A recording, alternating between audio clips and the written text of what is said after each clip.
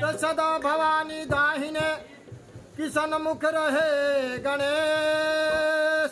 अपांच देव मिल रक्षा करी है ब्रह्मा विष्णु महेश। आइए हनुमत विराजिए झाड़ दो तो बढ़ते हैं। आइए हनुमत विराजिए भजन करूं मति अनुसार। अप्रेम सहित गति धरिए बधारिए हे पवन कुमार। जय जय श्री राधा रमन जय जय नवल किशोर। अजय गोपी चित चोर प्रभो जय जय माखन चोर।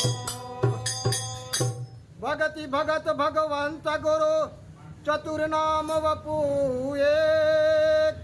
इनके वंदन किए नाश विघ्नायन।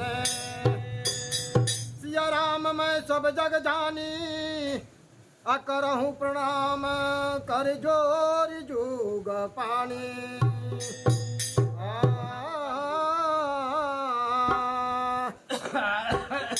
भजन है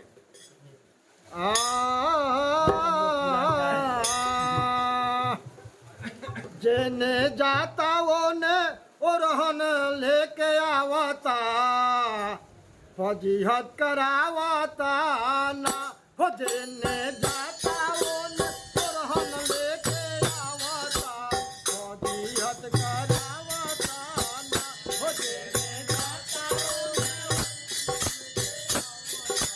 फजीहत करावता ना।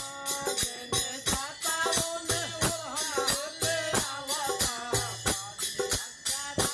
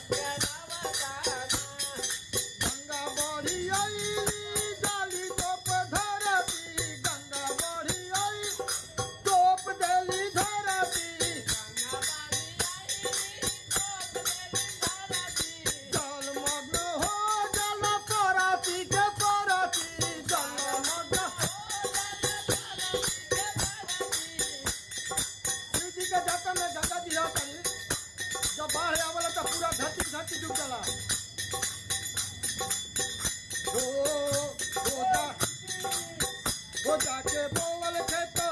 हो जाके बोवल खेत में किस्मत आ जमावता दिया करावता हो जाके बोवल खेत में किस्मत आ जमावता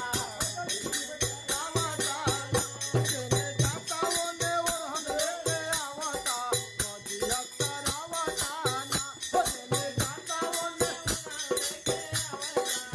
दिया करावता ना तो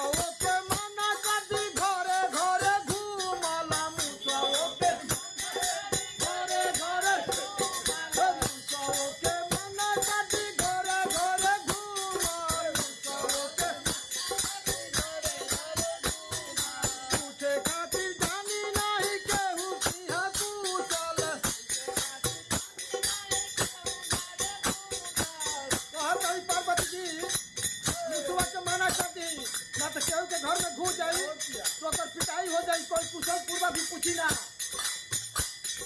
मुसो